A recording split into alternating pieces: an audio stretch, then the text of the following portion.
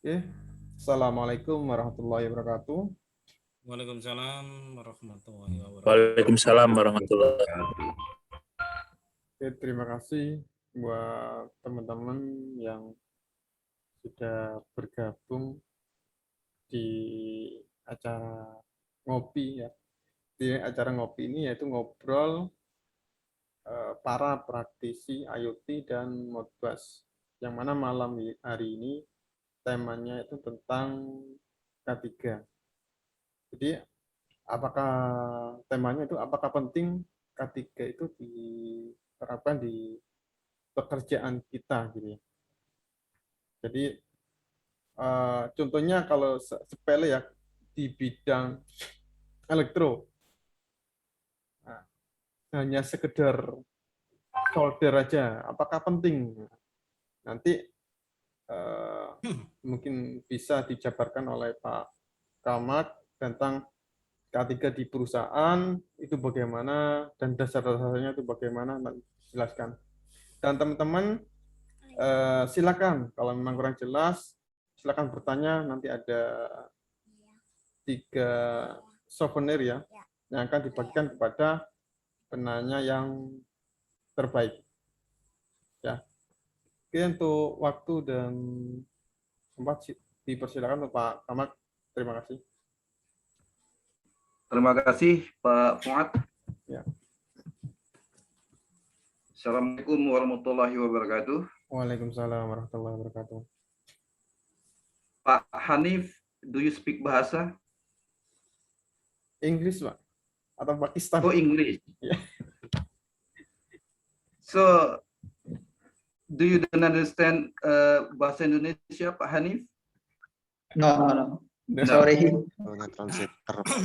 Okay, so what we are talking about right now, I mean, I deliver in bahasa or I deliver in English? No, you continue in your local language. Okay, thanks a lot for your appreciation. And then I will use my bahasa because a lot of the Indonesian guys here, right? Yeah. Okay, thanks. And then I just off my camera because it's to let me off my presentation, I think. Thank you.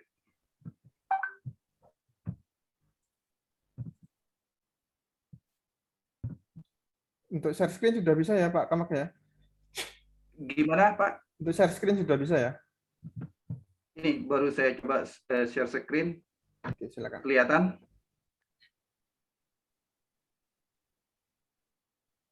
Kelihatan Pak? Oke, sudah.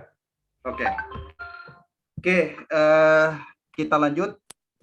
Terima kasih Pak Fuad sudah memberikan kesempatan kepada kami untuk coba berbagi pengalaman terkait dengan K3.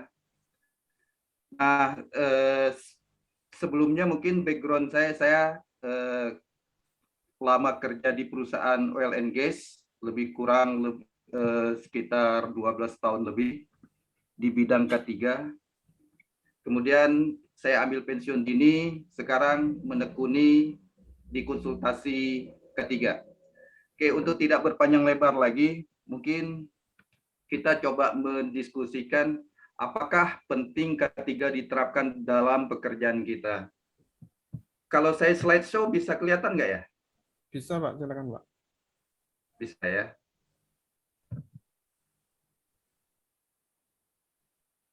Oke.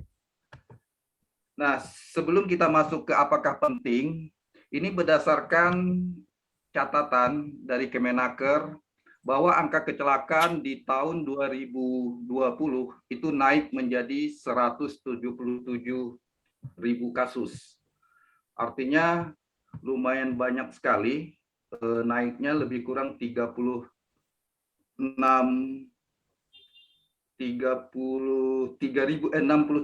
ya.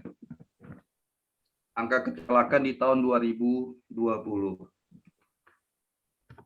Kemudian apakah implementasi K3 itu diatur di dalam regulasi pemerintah?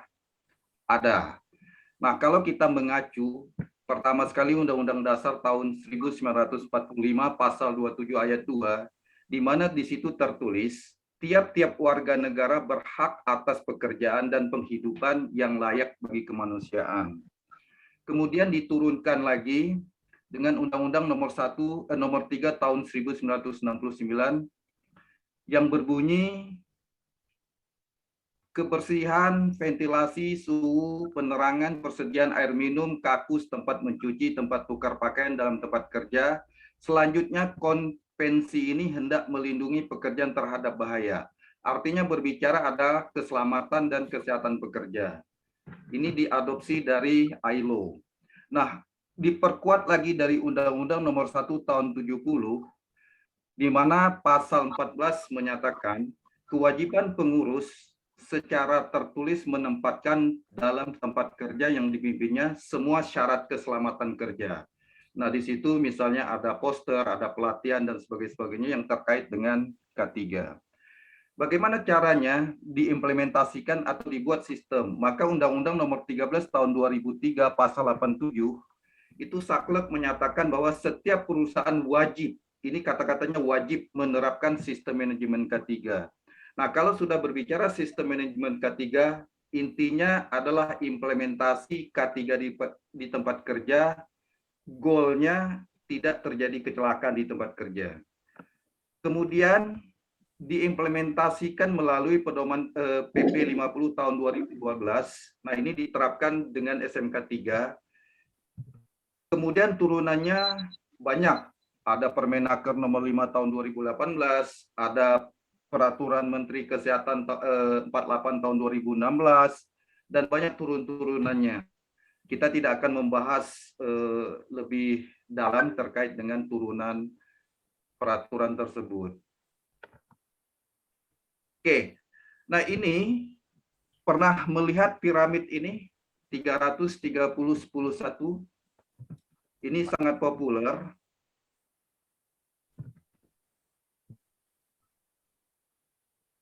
Ini intinya setiap terjadi kecelakaan fatal, minimal sudah ada kontributornya 10 kecelakaan ringan. Dan sudah ada kontributornya 30 kerusakan-kerusakan yang kecil atau barang. Dan terjadi 600 near miss. Apa sih bedanya near miss, first aid, MTC, RWC, LWC, dan fatality? Nah, ini konsep ini dikembangkan oleh oleh Heinrich. Kalau pernah dengar dulu teori domino, itu sangat terkenal kalau orang K3 paham dengan teori domino itu. Nah, itu dia menjelaskan bahwa ada 600 kontributor penyebab-penyebab sebelum terjadinya fatality. Nah, tergantung kita sebagai pekerja ngeh atau tidak ngeh terhadap kontribusi kecil itu sebelum terjadinya fatality.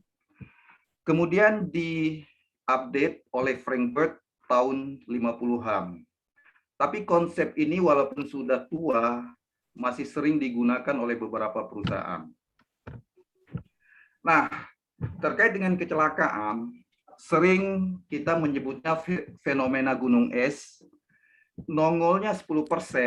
Kadang-kadang kan banyak perusahaan menyatakan biayanya terlalu besar, kita buang-buang uang atau seperti apa.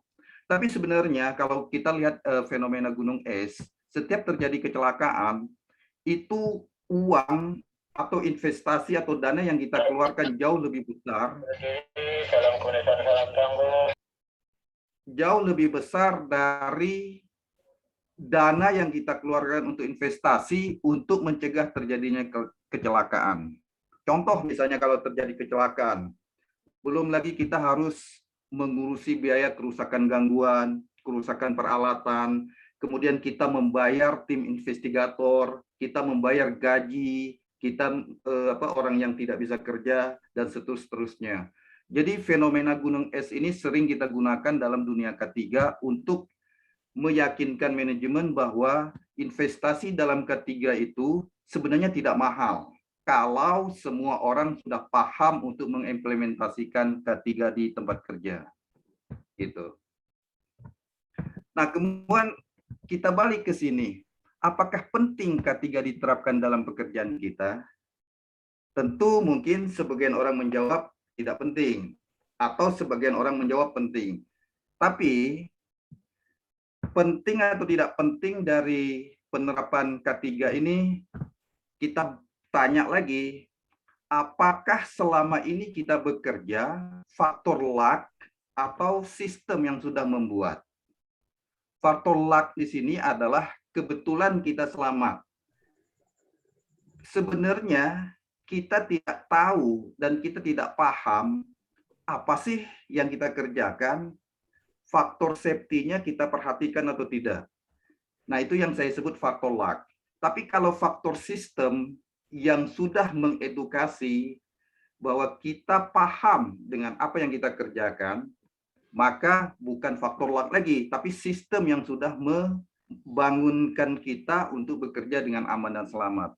Makanya kadang-kadang kita selalu berada yang disebut at risk. Kadang-kadang kita tidak tahu apakah kita berada di zonanya berisiko atau zonanya tidak berisiko. Nah itu. Karena tadi kita belum paham dengan K3 itu apa, sehingga kita tidak peduli dengan K3. Penyebabnya apa kita tidak tahu. Jadi pentingnya kita menerapkan K3 di tempat kerja itu, ingat goalnya untuk keselamatan kita. Perkara nanti comply dengan aturan pemerintah itu belakangan, tapi diri kita yang harus kita selamatkan terlebih dahulu. Nah, itu konsep di dalam K3. Nah, bagaimana caranya kita membuat sistem agar dia benar-benar membantu kita dalam bekerja aman dan selamat? Pertama, kita harus paham dulu konsep hazard. Di sini kalau kita tanya konsep hazard, umumnya itu terbagi dari 5. Ada hazard fisik, ada hazard kimia, ada hazard biologi, ada hazard ergonomik, dan ada hazard psikososial. Apa itu hazard fisik? Hazard fisik, contoh misalnya seperti bising. Nah, itu adalah salah satu contoh hazard fisik. Kemudian arus listrik. Nah, itu salah satu contoh hazard fisik. Apalagi di ketinggian. Mungkin teman-teman yang masang modem atau apa sering di ketinggian. Nah, itu juga salah satu adalah hazard fisik. Bagaimana dengan hazard kimia? Hazard kimia, apapun yang berbicara dengan zat kimia, apakah itu H2S, apakah itu lime, apakah itu bensin, apakah itu toluene, atau apapun yang berbicara dengan kimia, itu yang kita sebut hazard kimia. Nah, ada lagi yang kita sebut hazard biologi. Hazard biologi ini kelompoknya virus, amuba, protozoa, bakteri, jamur, dan lain-lain. Nah, itulah kelompoknya biologi. Ergonomik. Apa itu bahaya ergonomik? Nah, sering kita dengar overreaching, bending, turning. Nah, itu contoh-contoh dari hazard ergonomik. Kemudian psikososial. Nah, psikososial ini hazardnya seperti stres, pekerjaan terlalu berlebihan, tekanan dari atasan, lingkungan kerja tidak mendukung. Nah, itu salah satu disebut psikososial hazard. Ada juga yang menambahkan hazard somatik namanya. Hazard somatik itu adalah hazard bawaan seperti jantung dan sebagainya. Nah, inilah beberapa contoh hazard yang harus kita ketahui. Ini dasar sekali kalau kita mau berbicara K3. Nah, selain itu, setelah kita mengenal hazard, maka kita harus juga tahu bagaimana cara melakukan penilaian risiko. Karena ada korelasinya nanti antara bahaya dengan risiko. Apa saja media yang bisa kita gunakan? Ada yang namanya PREC. PREC ini Preliminary Risk Assessment Checklist. Kemudian ada lagi yang kita sebut JSA, Job Safety Analysis. Kemudian ada lagi yang kita sebut HIRA-DC, Hazard Identifikasi Risk Assessment, Determine Control. kemudian ada HRA, Hazard Risk Assessment, ada lagi Hazard Identifikasi, ada lagi yang namanya HAZOP, Hazard Operability, kemudian ada lagi QRA, Qualitative Risk Assessment, ada lagi PHA, Proses Hazard Analysis, dan banyak risk assessment atau tool yang bisa kita gunakan untuk melakukan penilaian risiko. Sampai di sini ada yang mau ditanyakan? Oke, silakan. Kalau ada pertanyaan dari peserta. Assalamualaikum. Waalaikumsalam. Mas Nana, silakan Mas Nana. Pak Kamal, mohon maaf ini saya bertanya tentang risk assessment ini. Kan Ya. ini saya ngelihatnya kan banyak sekali. Apakah dalam implementasinya nanti itu kita cukup ngambil salah satu ataukah bagaimana dari tools risk assessment ini, Pak Kamal? Terima kasih, Pak Kamal. Bagus sekali pertanyaannya. Dengan Bapak siapa, Pak, tadi? Nanang, Pak. Oh, Pak Nanang. Oke. Nah, sebenarnya tool-tool ini bisa kita pilih salah satu, tapi ada peruntukannya, Pak. Contoh misalnya HIRA-DC. HIRA-DC ini sebelum kita beroperasi, maka perusahaan kita sudah harus mempunyai hazard risk assessment dan determine control. Itu dasar umumnya. Kemudian bagaimana dengan PREC? PREC ini, Preliminary Risk Assessment, digunakan setiap kita mau bekerja. Karena kalau HIRA-DC tadi itu mengidentifikasi hazard secara keseluruhannya, tapi kalau PREC mengidentifikasi hazard saat ada kaitan dengan pekerjaan kita. Nah, PREC ini semacam checklist, tapi dia tidak berbicara step yang mau kita lakukan. Maka diperkuat dengan JSA, makanya Job Safety Analysis. Silakan.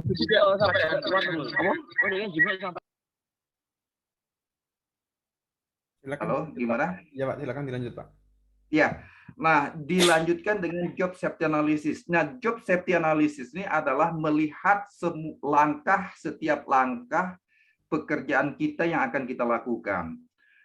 Dari setiap langkah ini, nanti kita gunakan mitigasi namanya. Misalnya contoh, ini contoh saja. Ada seseorang bekerja di ketinggian 10 meter. Kalau kita lihat, data menyatakan orang yang bekerja di 10 meter itu ada yang fatality.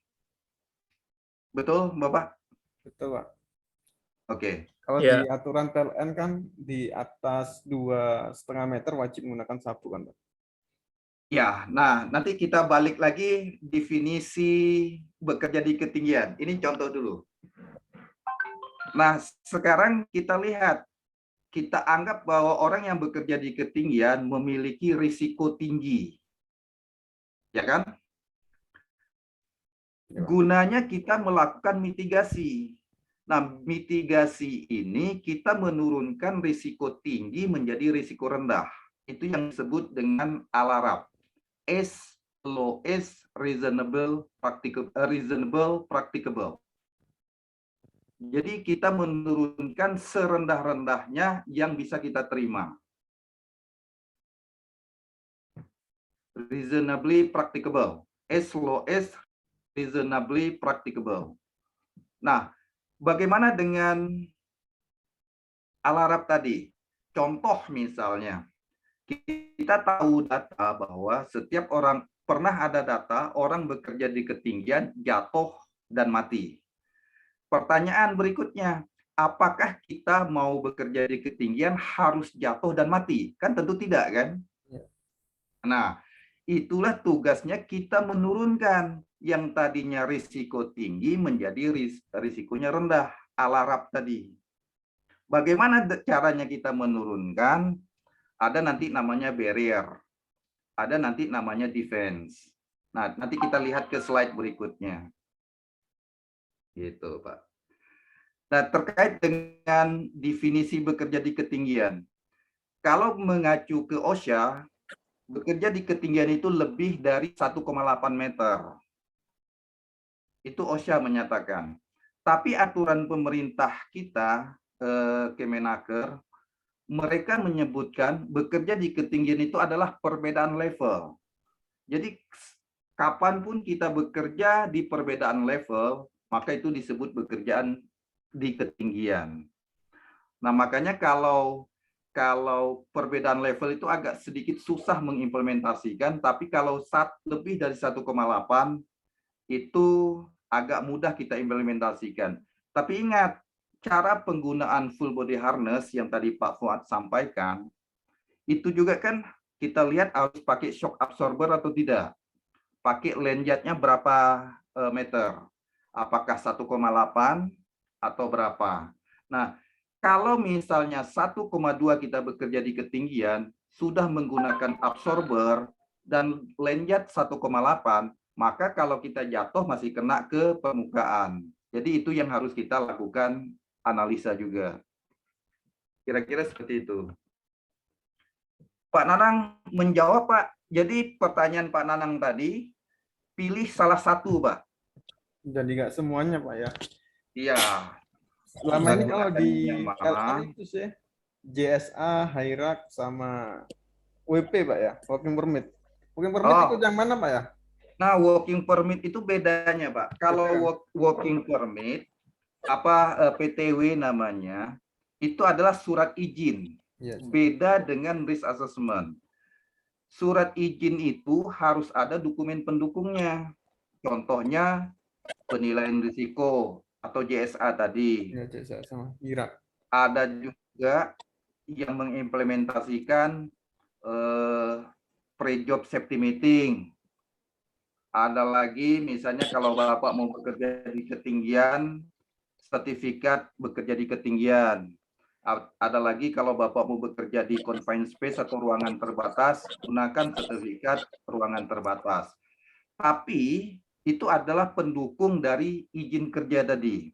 Izin kerja itu kalau bahasa gampangnya, orang tidak boleh bekerja sebelum mendapatkan izin oleh si pemilik wilayah tersebut.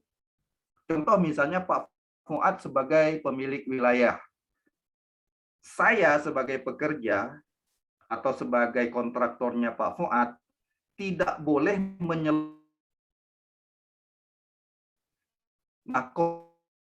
kontrak PTW namanya atau izin kerja.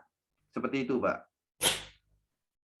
Nah, nanti tergantung Bapak mau menggunakan ada istilahnya authorizer kah, issuer kah, kemudian work leader, responsible person. Nah, itu istilah-istilahnya saja. Tapi intinya harus ada pemohon dan penyetuju. Nah, itu bahasa gampangnya untuk PTW. Kita pekerja itu disebut sebagai pemohon, orang yang memberikan persetujuan itu disebut penyetuju atau endorse kalau bahasa Inggrisnya. Kalau Pak Kamat dulu kan di oil gas, Pak ya? Betul. Nah, kalau di oil gas, persyaratannya kalau selaku vendor yang diperlukan ada berapa risk assessment, Pak? Nah, tergantung. Jadi itu tadi saya bilang. Tergantung pekerjaannya ya? Betul. Sebelum terbitnya PTW, maka ada minimum dokumen yang harus mereka lengkapi. Syarat pertama itu adalah mereka harus membuat PRAC, Preliminary Risk Assessment Checklist. Kalau tidak bisa mengcover di PRAC, maka naik menjadi JSA, Job Safety Analysis. Kalau tidak bisa mengcover, JSA tidak bisa mengcover, maka buat lagi ke lebih tinggi, misalnya menggunakan QRA, Qualitative Risk Assessment atau apapun, atau HAZID atau apa. Tapi kalau misalnya PREC-nya sudah mengcover, sudah cukup, maka PREC bisa digunakan sebagai dokumen pendukung. Kemudian syarat berikutnya, mereka harus melakukan pre-job safety meeting. Dihadiri oleh perwakilan, misalnya kalau dari PLN Pak Fuad, ya Pak Fuad harus hadir. Dan melihat PREC atau JSA yang mereka buat, itu sudah mengakomodir pekerjaan mereka atau tidak. Nah, mengakomodir di sini ada dua. Ada bahaya dari internal, ada bahaya dari eksternal. dari lingkungan. Nah, kita sebagai orang yang akan memberikan izin itu harus melihat itu. Mengcover nggak dua ini? Kalau tidak mengcover, contoh misalnya, Bapak mau bekerja di ruangan yang ada bisingnya. Padahal bising itu bukan ditimbulkan oleh Bapak. Ya kan? Nah, dilihat di GSA-nya mereka, sudah mengcover belum bising tadi? Contoh misalnya, semua pekerja harus menggunakan earplug untuk hierarki kontrol bahayanya. Kita langsung ke PPE aja ya. Kalau hierarkinya kan ada 5 Pak ya. Masih ingat hierarki kontrol bahaya? Ya, apa? Udah lupa ya. Udah lupa, ada 5. Satu, substitusi, eliminasi. engineering. Ya, kayak gitu. Satu, eliminasi. Yang kedua, substitusi. Yang ketiga, rekayasa. Yang keempat, administrasi. Yang kelima, APD. Nah, APD ini sebenarnya benar-benar yang paling terakhir lah, boleh digunakan, boleh tidak. Tapi kalau memang ini tidak bisa yang 4 tadi, maka harus kita gunakan APD. Nah, kembali lagi tadi ke yang bising tadi. Kita lihat GSA-nya mereka sudah mengcover belum bising. Minimal harus menggunakan earplug atau earmuff atau di double. Nah, di situ kita harus tahu berapa NRR earplug misalnya. Contoh ini. Kebetulan berdasarkan hasil pengukuran, bising di area tersebut 100 desibel. Kita tanya, 100 desibel, masih ingat nilai ambang batasnya bising? 85. 87 desibel. 87 desibel. 87 dBA ya, desibel. A itu untuk orang. Nah, kita tanya NRR noise reduction rate-nya untuk earplug berapa? Earplug itu 33 NRR-nya. Nah, harus dikurangin 7 karena ini kan untuk orang. Jadi secara bakunya harus dikurangin 7. 33 dikurang 7, maka berapa itu? 26 ya? Ya, 26 ya. Kita hitung dari 100 desibel tadi dikurang 26 berapa itu? 100 kurang 26 berarti 84 ya? 74. Nah, 74 NAB-nya tadi berapa untuk bising? 80. 87 ya? Berarti masih di bawah nilai ambang batas kan? Artinya cukup kita menggunakan satu earplug saja untuk bekerja di bising tersebut selama 8 jam. Nah, itu caranya kita tuangkan ke dalam GSA. Seperti itu, Pak.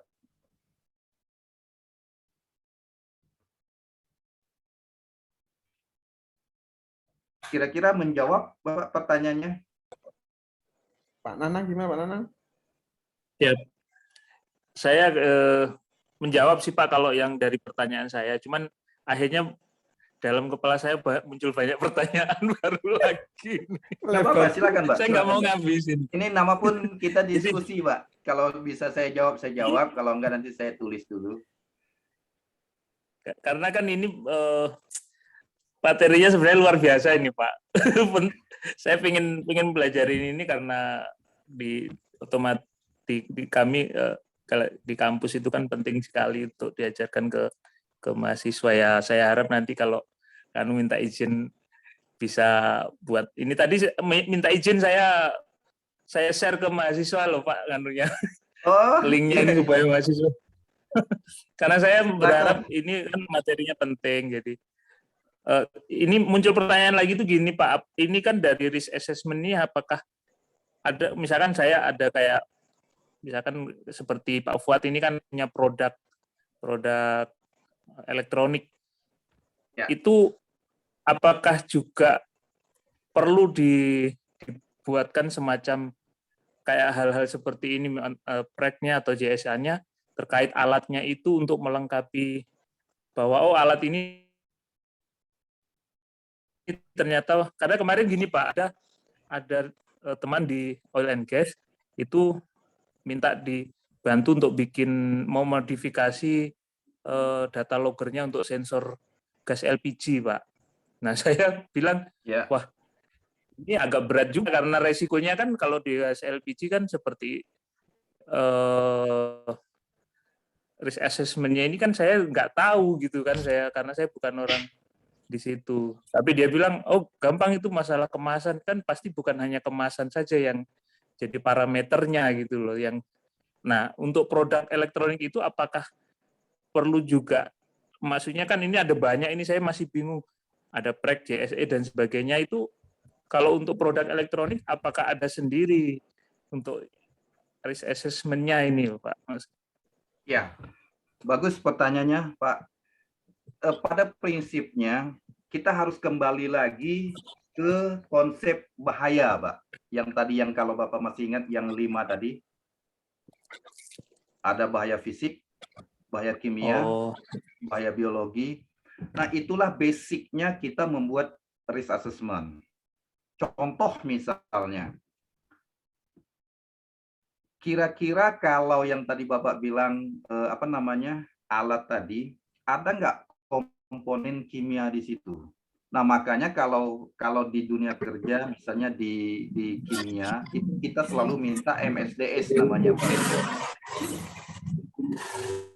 MSDS itu Material Safety Data Sheet namanya. Nah, di dalam MSDS itu kita akan melihat komponen apa saja yang ada di dalam benda tersebut. Nah, contoh misalnya, bisa jadi kimia, dia akan, apabila kena kulit kita, dia bereaktif. Bisa jadi seperti itu kan, Mbak? Ada lagi kimia, kena air, baru dia bereaktif. Nah, itu harus benar-benar kita pahami, karena itu fungsinya MSDS tadi itu penting. Gitu. Nah, kalau misalnya alat peralatan Bapak itu satu kesatuan utuh, kita tanya lagi, berapa berat barangnya itu? Misalnya 1 kilo, 2 kilo, atau berapa kilo. Nah, itu nanti konteksnya ke hazard fisik, drop object jatuhnya. Nah, jadi untuk memahami membuat risk assessment itu kita harus merunut hazardnya terlebih dahulu, Pak. Seperti itu. Ketika kita sudah paham itu, untuk membuat risk assessment itu tinggal dimainkan saja. Contoh misalnya, kalau kimia tadi itu kalau yang beruap, maka konteks potensi event dengan kita terhirup kan kalau dia uap. Kalau dia misalnya alergi atau apa, kontaknya dengan kita kan terkontak jatuhnya kan. Kalau nggak terkontak, maka tidak akan berbahaya dengan kita, tidak berisiko dengan kita. Nah, itu cara memahaminya dalam membuat risk assessment. Makasih, Pak. Ya, saya coba mau menjelaskan ini konsep konsep kita membuat risk assessment. Setiap kita melakukan pekerjaan, itu selalu kita berhubungan dengan hazard. Tidak bisa kita hilangkan. Karena hazard itu atau bahaya itu tidak bisa kita hilangkan. Ada hazard fisik, kimia, biologi, ergonomik, fisikososial. Selalu ada dalam setiap kita melakukan pekerjaan. Contoh saja, kita duduk sekarang seperti ini, itu ergonomik kita berpotensi kena. Tersandung, itu berpotensi kena. Jadi selalu konotasinya, konteksnya dengan bahaya. Nah, bagaimana cara kita mencegah supaya tidak terjadi event? Maka kita pasang barrier. Itu yang tadi yang saya sampaikan tadi. Kalau masih ingat konsep kontrol bahaya itu ada 5. Ada eliminasi. Eliminasi itu pengertiannya apakah perlu kita melakukan pekerjaan tersebut. Kalau perlu, artinya eliminasi tidak bisa kita gunakan. Kemudian kita tanya yang kedua, substitusi. Bisa nggak material ini kita ganti dengan material yang baru, yang tidak berbahaya? Pernah mendengar istilahnya oil base ganti dengan water base? Misalnya kita mau ngecat rumah gitu. Ngecat rumah itu kan ada bahan kimianya, misalnya bensin, thinner misalnya. Bisa nggak bahan thinner itu kita ubah menjadi kita menggunakan bahannya air untuk campuran cat? Nah, itu yang disebut substitusi. Kalau memang itu tidak bisa, maka kita gunakan rekayasa atau engineering namanya. Engineering itu artinya kita memproteksi lingkungan kerja kita itu supaya tidak menyebarkan atau bahayanya tidak keluar sampai kemana-mana. Dan yang ketiga, yang keempat, kita harus membuat administrasi. Nah, itu pertanyaan tadi, kapan PTW kita gunakan? Kapan risk assessment kita gunakan? Nah, itu yang masuk kelompok dalam risk administrasi. Kemudian orangnya dilatih. Dan yang terakhir, kita gunakan alat pelindung diri. Nah, inilah contoh-contoh barrier atau pencegahan supaya tidak terjadi event. Tapi masih ada nggak potensi kejadian? Masih. Logika berpikirnya gini, Pak, biar sama-sama kita paham. Saya ngambil contoh yang sederhana. Kita naik motor. Betul, Pak? Kita naik motor sudah menggunakan helm. Betul? Ya. Pertanyaan saya, masih ada nggak potensi terjatuh? Ada, Pak. Masih. Tapi bedanya kalau kita menggunakan helm dengan tidak menggunakan helm, risikonya berbeda nggak? Potensi dampaknya. Berbeda.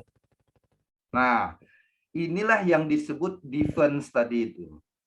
Masuk ke kelompok defense ini mengurangi potensi risiko namanya. Gitu. Nah, jadi kalau kita sudah memahami konsep itu, maka risk assessment tadi kita bisa menilai yang tadinya bahayanya, risikonya tinggi, kita turunkan menjadi risikonya rendah. Tapi kembali lagi saya bilang, kita harus paham dulu konsepnya. Gitu. Nah, nanti kalau misalnya defense-nya masih juga terjadi jatuh, kita lihat potensi risikonya. Mulai dari near miss, first aid case, medical treatment case, restrict workday case, lost workday case, fatality.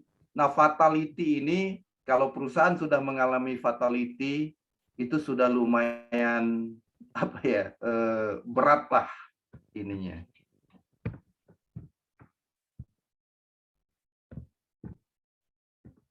Sampai di sini cukup jelas konsep risk assessment ini, Pak. Sebenarnya saya jujur aja, saya lebih suka nanti menjelaskan coret-mencoret sih, Pak. Kalau kayak gini jujur aja saya kayak kaku gitu. Oke, saya lanjut, Jadi Pak. masih lanjut, Pak ya? Brainstorming. Oke, silakan kalau ada pertanyaan. Iya, kalau ada pertanyaan silakan. Ini Cak mau nanya. Silakan. Ya. Peran apa itu Pak? JSA kalau kita memulai pekerjaan itu bagusnya itu dibikin saat mulai pekerjaan atau sesudah selesai melakukan pekerjaan, Pak? Atau Sebelum melakukan asesmen? Sebelum melakukan pekerjaan, Pak. Makanya disebut job safety analysis. Jadi misalnya Karena gini, kenapa pertimbangannya sebelum melakukan pekerjaan, lingkungan kerja itu akan berubah, bisa jadi setiap saat, bisa jadi sudah semalaman, jadi akan berubah. Nah, makanya JSA itu harus kita lakukan verifikasi. Walaupun tidak ada perubahan hazardnya di saat itu, tapi kita mengkonfirmasi bahwa kita meyakinkan tidak ada perubahan. Nah, itu di dalam JSA itu selalu biasanya kita mengakomodir perubahan cuaca namanya, Pak. Perubahan kondisi. Bisa jadi contoh kayak gini. Saat ini, saat Bapak membuat penilaian risiko, cuacanya bersahabat. Tiba-tiba berubah. Misalnya jam 10 atau jam 11, apakah itu ekstrimnya hujan lebat, ataukah ekstrimnya panas sekali. Nah, itu Bapak harus mengakomodir juga di dalam JSA. Seperti itu.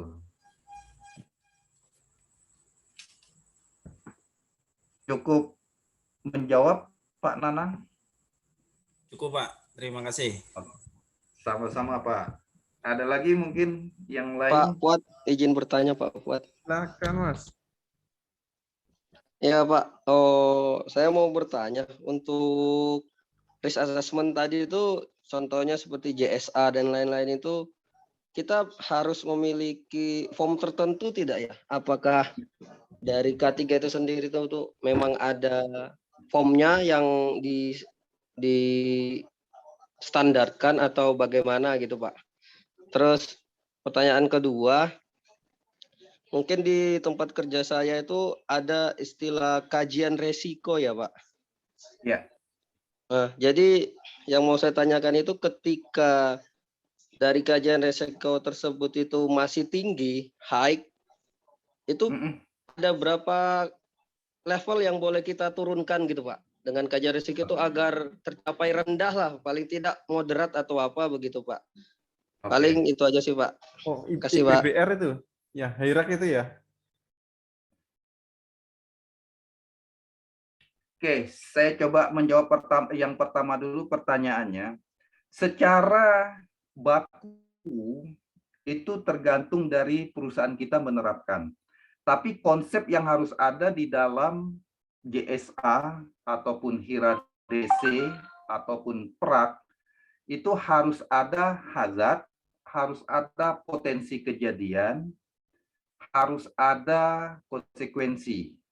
Itu minimal 3 dasar, 3 pokok ini yang harus ada di dalam, terserah kita mau nyebutnya JSA kah, kita mau nyebutnya HIRA DC kah, atau kita mau menyebutnya PRAK. Nah, antara hazard dengan kejadian, itu yang kita sebut likelihood namanya.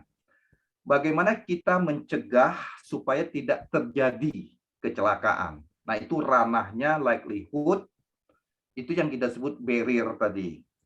Kemudian antara kejadian dengan konsekuensi, itu kita sebut konsekuensi, atau severity, itu kita sebut konsekuensi, itu ranahnya defense. Kalau tadi kita berusaha untuk mencegah tidak terjadi kecelakaan, mungkin saya kasih contoh biar analoginya mudah dipahami, Pak ya. Bapak bekerja di ketinggian, atau kita bekerja di ketinggian. Nah, bagaimana caranya mencegah supaya tidak terjatuh? Maka kita pasang guardrail. Betul. Kita pasang guardrail tujuannya untuk mencegah supaya tidak terjatuh. Tapi masih ada potensi terjatuh, kan? Maka kita gunakan full body harness. Full body harness ini dia tidak mencegah terjatuh, tapi dia menurunkan potensi risiko. Kalau tadi terjatuh tanpa full body harness mungkin mati, kalau menggunakan full body harness minimal tergantung dulu. Cukup jelas pemahamannya, Pak? Oke, cukup Pak. Oke. Kemudian pertanyaan Bapak yang kedua, bagaimana cara menurunkan high risk menjadi alarab tadi ya. Itu tadi kita contohkan tadi sama dengan bekerja di ketinggian yang barusan saya contohkan tadi. Bekerja di ketinggian secara data bahwa orang jatuh di 10 meter mati. Artinya itu kan high risk. Bagaimana caranya supaya orang bekerja di ketinggian tidak jatuh dan tidak mati? Maka kita pasang barrier, guardrail, kemudian kita minta menggunakan full body harness. Apakah cukup minta menggunakan full body harness? Belum cukup. Apakah full body harness-nya double lanyard atau single lanyard? Itu harus kita jelaskan juga di dalam JSA-nya. Yang kedua, lanyard-nya menggunakan shock absorber atau tidak? Kalau tidak, maka kita minta harus menggunakan shock absorber supaya saat dia jatuh dynamic load-nya tidak terlalu kencang. Nah, yang ketiga, bagaimana dengan anchorage point-nya, titik kaitnya? Kuat atau tidak? Jadi logika berpikirnya gini, kalau kita kaitkan tetapi titik kaitnya tidak kuat, jatuh ya tetap juga jatuh ke bawah kan karena tidak kuat menopang kita. Nah, itu yang harus kita analisis. Jadi membuat risk assessment ini kita seolah-olah kayak menghayal kalau tidak ada ini, makanya kalau di dunia ketiga itu what if namanya. Kalau tidak ada ini, maka akan terjadi ini. Kalau tidak ada ini, maka akan terjadi ini. Nah, itu yang sering kita gunakan istilah seperti itu. Kira-kira menjawab Pak cara menurunkan dari high risk menjadi low risk atau alarab tadi? Berarti untuk tahap-tahapnya tidak ada batasan ya Pak? Sampai berapa tahap yang boleh kita turunkan begitu? Atau memang boleh sampai low risk gitu Pak? Gini, saya ajak memudahkan memahaminya dulu. 2 ditambah 2, 4, betul? Betul Pak ya? Yep.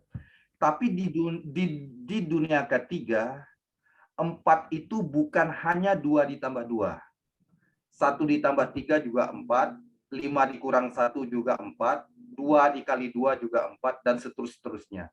Jadi artinya mitigasi itu harus kita buat sebanyak-banyaknya karena kita tidak tahu barrier atau defense yang mana yang bisa menyelamatkan kita. Nah, itu konsep di dalam K3 gitu, Pak. Jadi kalau pertanyaan Bapak, apakah level, kalau dalam konteks mitigasi itu tidak ada level. Karena kita menuangkan sebanyak-banyak mitigasi, sebanyak-banyak barrier yang harus kita buat. Dan itu yang harus kita ikuti. Contoh misalnya, di JSA kita tulis, semua orang yang bekerja di ketinggian harus menggunakan full body harness, double lanyard, menggunakan shock absorber, dan dikaitkan ke anchorage point. Nah, pertanyaannya, kalau si pekerja tidak mengaitkan, akan menjadi lag nggak? Akan menjadi potensi bahaya nggak? Apa berisiko nggak bagi mereka? Berisiko kan? Nah, itu. Jadi gunanya kita membuat JSA itu bukan bagus di atas kertas, tapi bagus pemahaman dari pekerja. Gitu. Cukup jelas, Pak Khairul? Cukup, Pak. Oke. Ada lagi kira-kira yang mau ditanyakan? Oke, cukup Pak. Ada sedikit gambaran lah Pak untuk resikonya. Siap. Mau nambahin Nah, lagi? untuk menggunakan boleh saya tanya ya? Biasanya menggunakan risk matrix berapa kali berapa, Pak, di tempat pekerjaan Bapak? Risk matrix gimana Pak ya? 5 kali 5 Pak, kalau di tempat saya Pak. Oke, 5 kali 5. Dan itu menggunakan data perusahaan Bapak atau apa konsepnya menggunakan piramid terbalik atau seperti apa, Pak? Kalau kita sih konsepnya seperti apa ya? Oh, segitiga begitu sih, Pak. Jadi semakin ke bawah semakin resikonya semakin kecil begitu, Pak. Oh, oke. Berarti 5 kali 5 ya. Siap. Oke, ada lagi kira-kira yang mau ditanyakan? Ya, silakan. Boleh bertanya, Pak? Silakan. Silakan Pak Ramdan. Ya, perkenalkan Pak, nama saya Ramdan. Saya merupakan salah satu karyawan di BUMD Pak, khususnya di PDAM. Sebenarnya di kita sudah ada Pak bagian untuk K3, cuman saya bukan di bidangnya nih. Mungkin jadi agak baru juga buat saya nih Pak. Kebetulan saya ada di orang sistem Pak di IT yang mengakomodir semua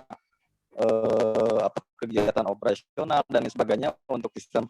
Cuman mau bertanya, kalau K3 itu pengaruh ke sistem nggak Pak? Contohnya seperti ini Pak, di kita itu misalkan mempunyai suatu pengolahan Pak.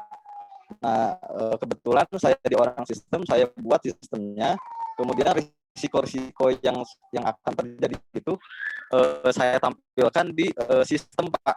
Misalkan jika ada sesuatu akan ada trigger seperti notifikasi, alarm dan lain sebagainya.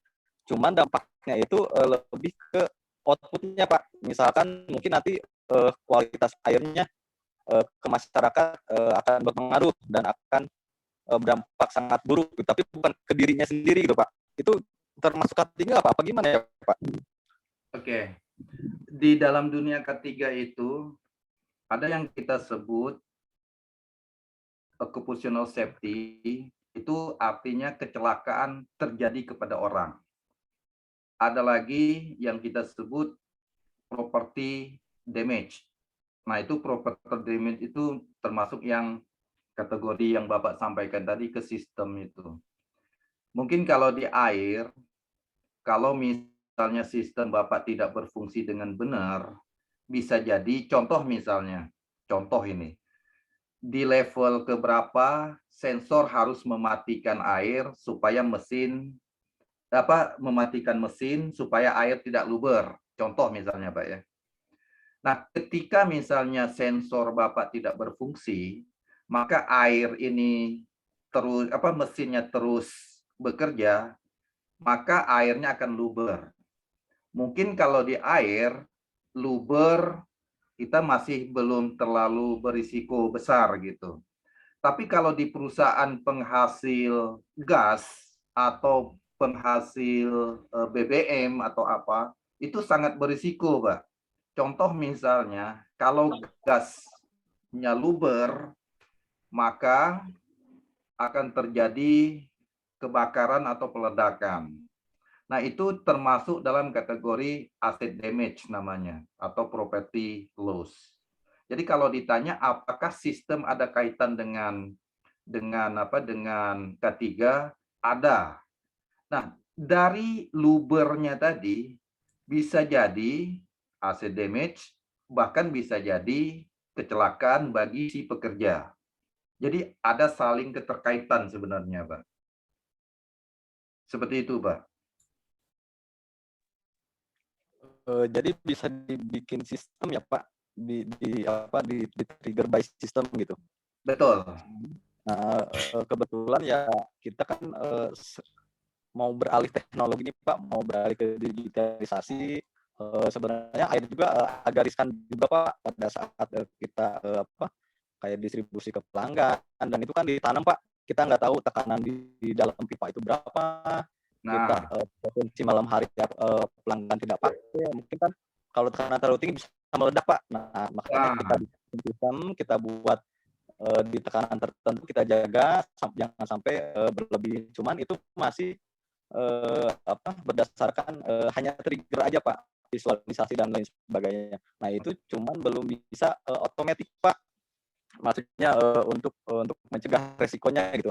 Hanya bisa tersampaikan pesan aja seperti itu. Masalah ditindaklanjutinya ya belum sampai sana Pak. Nah kira-kira tahapannya harus seperti apa ya Pak untuk sampai ke sana nih Pak nyusunnya? Apa dulu yang harus dianalisis gitu Pak? Dibuat penilaian risiko namanya Pak. Makanya kalau misalnya Bapak sudah punya HIRA DC, tinggal dilihat lagi HIRA DC-nya sudah mengcover itu atau belum. Contoh misalnya tadi yang Bapak berbicara pipanya ditanam. Pertanyaan berikutnya pipanya itu besi, paralon atau apa. Nah, ditanya lagi usianya akan berumur berapa. Kemudian inspeksinya seperti apa. Nah, itu ada kaitan berbicara safety itu ada kaitan terus, Pak. Makanya kalau di dunia minyak itu kami menggunakan istilahnya pegging. Pegging itu kita mau memastikan bahwa si pipa yang ada di perut bumi itu masih benar-benar bagus. Kemudian kalau menggunakan misalnya besi itu kan akan ada ausnya, Pak. Nah, itu menggunakan nanti NDT, dicek, seperti itu. Jadi ada kaitan dengan ketiganya, Pak. Ya, Pak. Ngerti Pak. Siapa? Makasih, Pak, penjelasannya, Pak. Sama-sama, Pak Helmi. Ada lagi? Bisa lanjut, Pak. Bisa lanjut, Pak Kamal.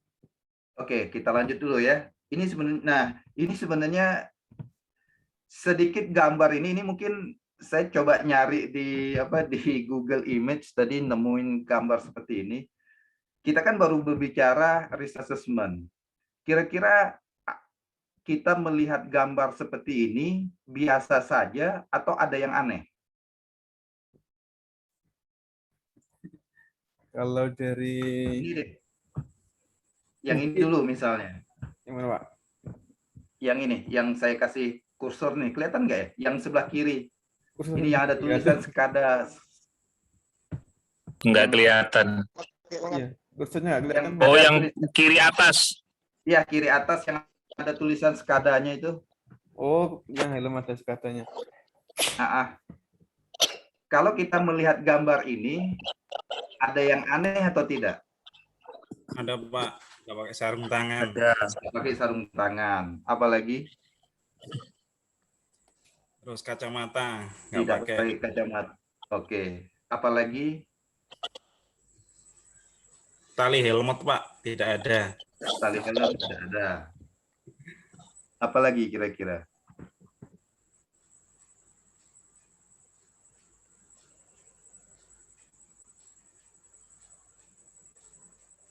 Charger baterai Pak tidak ada. Gimana Pak? Biasanya headlamp ya, karena di situ kan mungkin perlu cahaya yang lebih terang. Ya. Terus mungkin sumber utama tidak di loto Pak. Nah, Pasangin loto. apalagi kira-kira?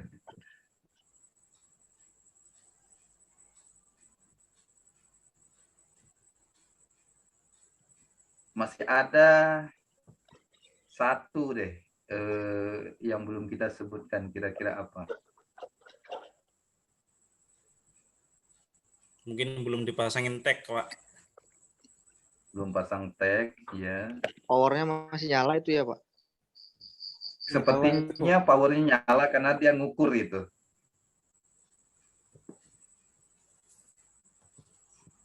Mungkin masker. Masker.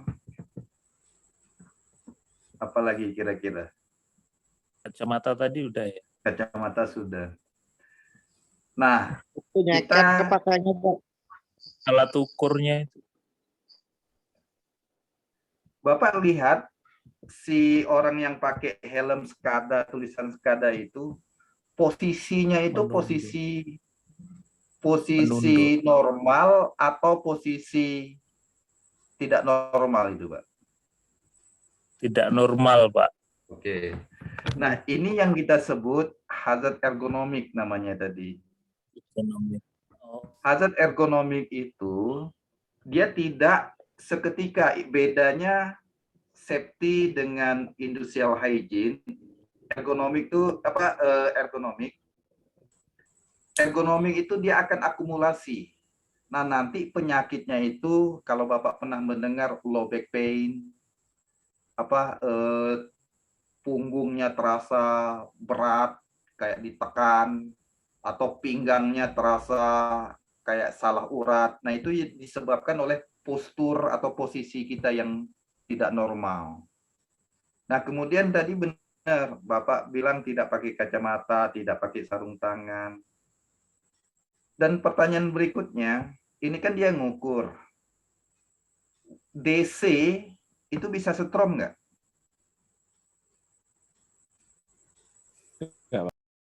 Bisa. Iya.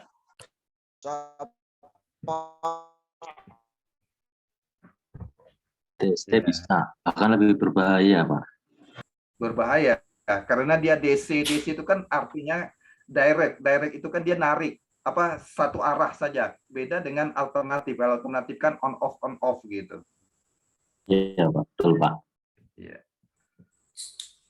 Nah, kalau yang lain ini hampir sama lah. Tapi yang ingin saya sampaikan adalah kita belajar dulu menganalisa, dan saya berterima kasih dengan sekilas saja saya menjelaskan, Bapak-Bapak sudah bisa mengidentifikasi ini loh potensi hazardnya itu.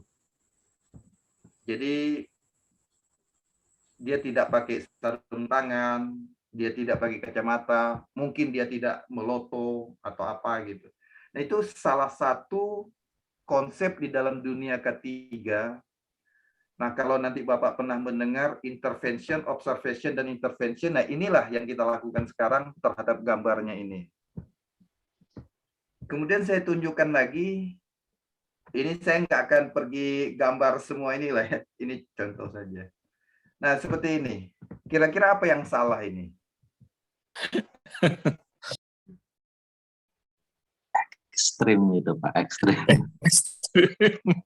Nyali, Pak. Nggak bisa bernapas juga paling itu, Pak. Nah, itu. Dan kalau konsep di dalam K3, mungkin kita paham ya, kita harus menghirup O2 dan membuang itu kan CO2 ya. Iya. Betul, Pak ya? Betul. Iya. Nah, kalau sudah menggunakan plastik seperti ini, potensinya kita menghirup CO2, mengeluarkan CO2 lagi kan? Ya, betul. Iya, iya. Iya kan? Nah, artinya kalau sudah menghirup CO2, mengeluarkan CO2 double akan collapse nggak Pak kira-kira? Iya, lemas. Lemes jatuhnya. Nah, jadi itu dah tugasnya kita sebagai orang yang memahami K3 untuk peka, melakukan observasi, dan kita lakukan intervensi bila melihat pekerja-pekerja melakukan hal seperti ini.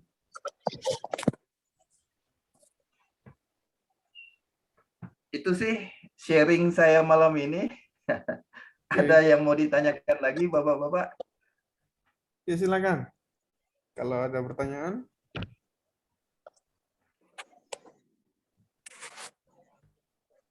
Nah, ini background saya. Pak, mau tanya, Pak. Ya, silakan. Ya, Pak, tinggi atau rendahnya suatu resiko itu dihitung dari jumlah kejadiannya atau resiko terhadap nilai rupiahnya atau terhadap nyawa seseorang gitu, Pak. Mohon penjelasannya, Pak. Menarik. Kita harus tahu dulu konsep risiko itu adalah konsekuensi kali likelihood. Yang tadi yang saya tunjukkan ini.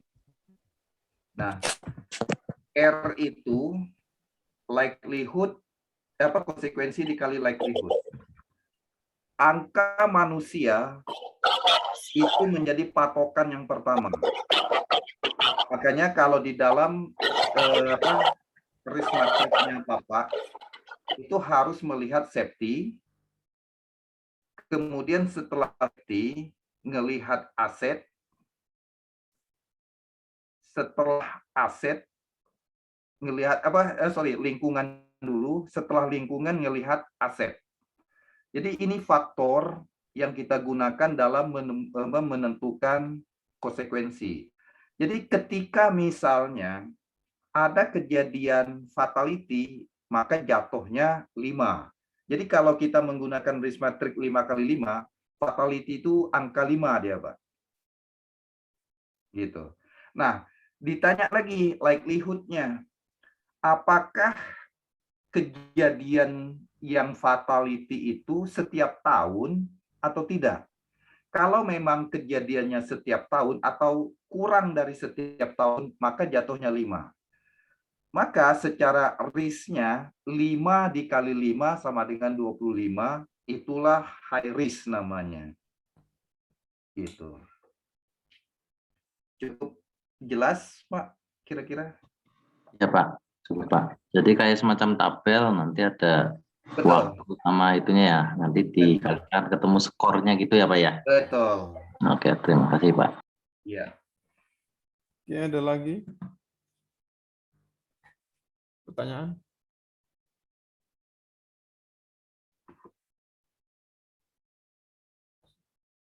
Silakan Mas Febri. Iya, mungkin ingin bertanya aja. Tadi disebutkan aspek safety ya, ada urutannya ya, safety, kemudian tadi ada selanjutnya dan seterusnya itu ada aset dan sebagainya ya. Kira-kira apakah masing-masing yang disebut tadi bisa mencapai angka 5 enggak ya terhadap konsekuensinya? Bisa, Pak. Contoh tadi yang fatality itu 5. Kemudian misalnya kalau kita berbicara aset, berapa perusahaan Bapak menentukan nilai tinggi? Contoh misalnya, kerugian di atas 5 miliar, maka masuk kategori 5. Kemudian kejadian 4 miliar masuk kategori 4 misalnya. Nah, jadi itu tergantung perusahaan Bapak membuat level tingkat risknya itu. Bisa jadi, mungkin kalau perusahaan besar, mereka tidak membuat 5 miliar, mungkin mereka membuat 50 miliar atau berapalah gitu. Tapi kalau perusahaan kecil, misalnya menengah lah gitu, 5 juta menurut mereka udah besar, kerugian 5 juta. Nah, seperti itu. Jadi tergantung dari perusahaan Bapak membuat tingkat risikonya. Tapi kalau fatality ke orang, mau perusahaan besar atau perusahaan kecil, setiap ada kecelakaan fatality, maka tetap 5. Tidak mungkin 4, tidak mungkin 3. Makanya urutannya itu selalu fatality, LWC, RWC, MTC.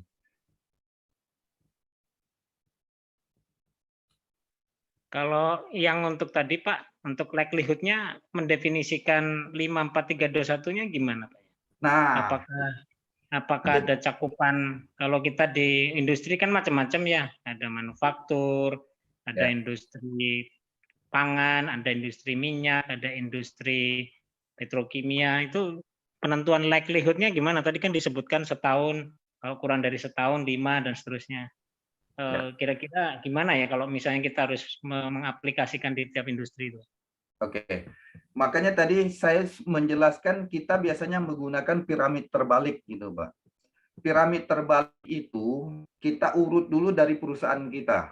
Contoh misalnya, biar gampang, saya contohkan yang bekerja di ketinggian tadi, Pak ya. Pernah nggak ada data yang menyatakan di perusahaan kita, perusahaan Bapak misalnya, ada orang terjatuh mati. Ternyata nggak ada. Berarti angka 5 nggak masuk kan? Kemudian kita tanya lagi, ada nggak kejadian orang jatuh tapi mirip dengan perusahaan Bapak? Misalnya contoh perusahaan Bapak otomotif misalnya. Nah, kita lihat ada nggak sekitaran perusahaan otomotif itu orang yang jatuh mati? Nah, Kalau misalnya ada, berarti data nomor 4 ini bisa kita gunakan. Cukup jelas, Pak? Oke, berarti dari cakupan ini ya, apa lokalisir ya. Artinya Betul. mulai dari company sendiri, company Betul. terdekat, company Betul. dan seterusnya sampai ke atas gitu ya. Betul, betul, Pak. Jadi urutannya itu kalau misalnya ada di company kita, maka jatuhnya 5. Jadi 5, 4, 3, 2, 1. Gitu. Kalau ini Pak, kalau kita bicara ini apa namanya,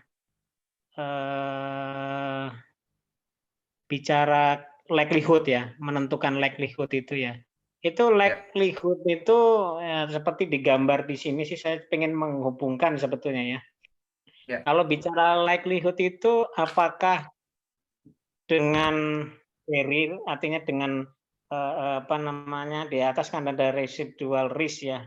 Artinya menentukan likelihood tadi, misalnya kejadian setahun tadi misalnya ada kematian, itu apakah dengan mempertimbangkan adanya barrier atau ya adanya barrier, ataukah semata-mata hanya melihat dari konsekuensinya aja, artinya consequences with consequences dengan barrier yang ada, ataukah konsekuensi saja.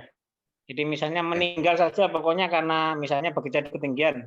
Itu bekerja di ketinggian setahun ini misalnya ada 3 kali kejadian misalnya ya di suatu perusahaan. Yang kejadian pertama itu kejadian pertama seperti tadi yang digambar ya. Misalnya dia itu kerja itu tanpa sarung tangan, tanpa ini, tanpa itu, katakanlah begitu misal. Nah itu meninggal katanya. Tapi case yang kedua, dia itu meninggal tetapi sudah pakai sarung tangan, sudah pakai ini, sudah pakai itu, artinya ada minimum lah yang dia pakai, entah lengkap atau tidak, yang jelas itu sudah ada. Terus ada juga yang sudah protektif ya, udah ngikutin itu kan sudah sesuai lah. Tapi meninggal juga. Nah sebetulnya kalau bicara historical, kalau dengan kasus tadi gambar yang tadi, mungkin saya hanya mengembangkan imajinasi lah ibaratnya kan. Itu kira-kira kita menghitung likelihood itu kurang dari setahun tadi, katakan 3 kejadian itu kita hitung 3 atau hanya 1 atau semuanya, Pak? Sebagian atau semuanya, Pak? Kira-kira untuk menghitung konsekuensi apa likelihood-nya, artinya menentukan likelihood-nya tadi, Pak. Oke, kita melihatnya ketiga-tiganya, Pak. Ingat, kalau kita membuat risk assessment itu, kita bermain yang di bawah dulu. Di bawah ini, initial risk ini adalah data menyatakan pernah kejadian. Kejadiannya 1, 2, 3, dan seterusnya. Artinya pernah ada data menyatakan kejadian di perusahaan tersebut, mau 1 kah, mau 2 kah, mau 3 gitu. Nah, kemudian kan kita mau bekerja di pekerjaan yang sama, tidak mau ngikut yang sudah ada data ini kan, yang sudah kejadian kan. Cukup bisa dipahami maksud saya, Pak? Maksudnya tidak ngikut itu gimana, Pak? Sorry. Kurang paham, Gini, Pak. saya ulangi dulu. Data di perusahaan kita sudah membuktikan, sudah menyatakan ada 3 kejadian kan. Maka mau 1 kah, mau 2 kah, mau 3 kah, tetap nilainya kan 5 kan? Ya, kalau itu bisa dengan catatan 5 itu fatality, 1 udah dihitung. Dengan catatan itu Ya, bicara konsekuensi kan tadi. Misalnya betul, ya, contoh, menurut saya sih. Contoh kita kan tadi kan, jadi bermainnya gini, Pak. Konsekuensinya pernah ada 1 fatality, maka itu jatuhnya 5. Betul? Mau 1 kah, mau 2, mau 3 gitu. Kemudian likelihood-nya. Pertanyaan yang tadi, kan satu tahun itu terjadi 3 kali. Maka 5 dikali 5 jatuhnya. Karena pernah terjadi di perusahaan yang sama, berturut-turut kurang dari 1 tahun terjadi 3 kali gitu. Kemudian kita sebagai orang baru yang membuat risk assessment, maka kita menggunakan referensinya itu adalah 5. Cukup jelas, Bapak? Untuk konsekuensinya 5, untuk likelihood-nya juga 5, karena sudah ada data di kita itu 5 kali 5. Nah, pertanyaan berikutnya, kita kan mau bekerja di pekerjaan yang sama. Apakah kita harus ngikutin juga kejadian yang sama? Tentu tidak, kan? Maka kita berusaha memasang barrier dan defense-nya. Nah, itu yang kita sebut residual risk. Pertanyaan Bapak tadi menarik. Pernyataannya, orang sudah pakai sarung tangan misalnya, sudah pakai ini, kok masih terjadi kecelakaan. Betul kan, Mbak? Iya, ya. Nanti di dalam investigasi, laporan investigasi kita gunakan. Kenapa orang sudah pakai sarung tangan, sudah ini kok masih terjadi kecelakaan dan fatal gitu. Nah, dari hasil investigasi itulah bisa kita gunakan sebagai referensi untuk membuat barrier dan defense tadi itu, Pak. Bisa jadi mungkin dia sudah menggunakan sarung tangan, tapi sarung tangannya bocor misalnya, sehingga kena setrum. Dia tidak menggunakan sarung tangannya listrik misalnya. Itu kan banyak yang bisa kita gunakan sebagai referensinya. Tujuan kita membuat barrier itu supaya kita bekerja tidak terjadi hal yang sama yang sudah terjadi 3 tadi itu. Bisa dipahami penjelasan saya, Pak? Oke. Oke. Oke, sudah jelas Mas Febri ya? Oke, Pak Kamar, mungkin karena sudah melebihi batas jam 9 ya. Terima kasih Pak Kamar ya. Saya sama-sama, saya berterima kasih juga. Iya, ini tadi ada Mas Sukrin. Ya mau tanya Pak. Ya. Siapa? Ya, silakan Mas Sukrin. Terkait pelatihan K3 dari PT-nya Pak Kamar. Oh, Kamar mau bertanya ini. Tadi sempat ngobrol sama Pak Fuad untuk PT BKG ini itu ngeluarin sertifikat untuk K3 nggak ya Pak? Atau mengadakan pelatihan atau bagaimana begitu Pak? iya. Soalnya ada teman kantor yang tanya terutama untuk K3 untuk penyelaman itu ya, untuk kalau kita di air impact gitu Pak. Oh, diver maksudnya atau? Ya salah satunya ada yang nitip pertanyaan untuk itu untuk K3 penyelaman itu Pak. Oke.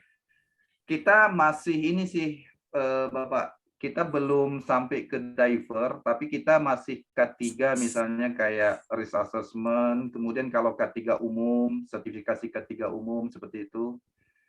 K3 umum ada ya untuk sertifikasinya ya? Betul. Kalau misalnya kuotanya memenuhi, kita akan adakan kelasnya.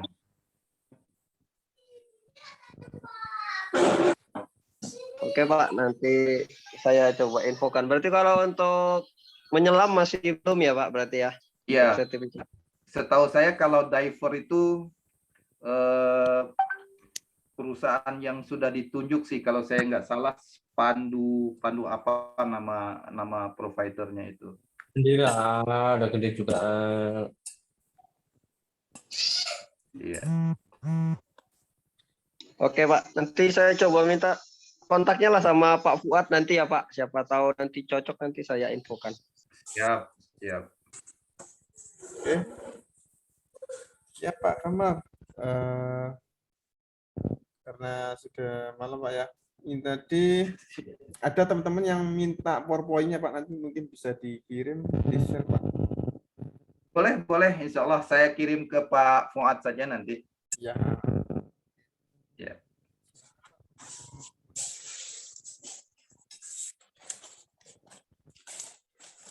Pak Kamar. Saya mengucapkan kalau ada kata-kata yang salah, mohon dimaafkan. Dan jujur aja, ini slide ini baru saya buat jam 5 tadi setelah mendapat konfirmasi dari Pak Fuad. Jadi dalam keadaan, ya mohon maaf kalau banyak kekurangan lah slide-nya ini. Sama-sama, Terima Pak. kasih Pak Fuad dan Bapak-Bapak semua. Ya. Terima kasih Pak Kamar ya dalam mengisi acara ngobrol bersama para praktisi IT dan Modbus di malam ini.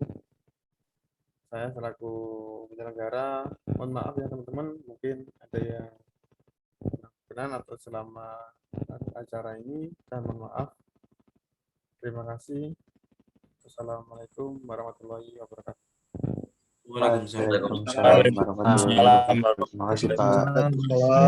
Terima kasih Pak Fuad, Pak Kamar. Terima kasih Pak Kamar, Pak Fuad. Terima kasih Pak Fuad, terima kasih Iya. Bapak-Bapak semua. Sekedar info ya, sekedar info.